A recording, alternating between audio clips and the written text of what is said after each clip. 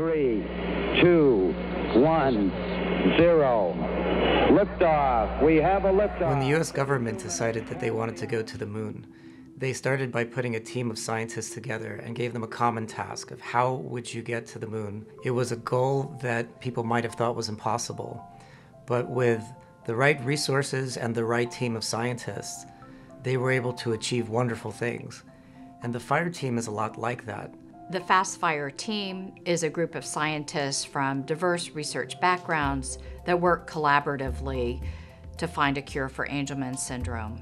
Each of the members has been trained in a very different environment and a very different discipline, and so we all have unique perspectives on the way we approach science, and I think we've made a lot of gains and progress because of the feedback that we get from each other on almost a weekly basis. The more science starts to look at cognitive disorders in general, we find that there's a lot of overlap. This is profound. This means that any treatment that we come up with Angelman syndrome could be expanded into a lot of different cognitive disorders, including Alzheimer's disease. Getting the opportunity to interact with the families and the individuals is probably the most rewarding aspect of what I do. You have to understand that as a scientist working in a laboratory with mouse models for all these other disorders, a lot of times you may never meet anybody who has that disorder. You can see what effect you would have not only on the patient, but on the family. It gives you a drive to keep going because you have a connection now to the goal that you're trying to achieve.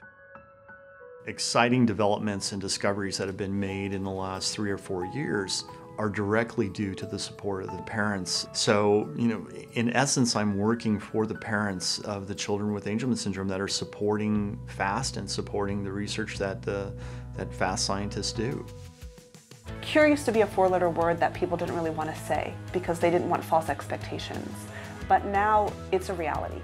What we really want to do with that and how we think we can get there is by helping to fund the science that we already know works. We have the goal. We know what to do. There are 3 ways that you can come up with treatments for this disorder. You can either turn on the paternal gene and reactivate it.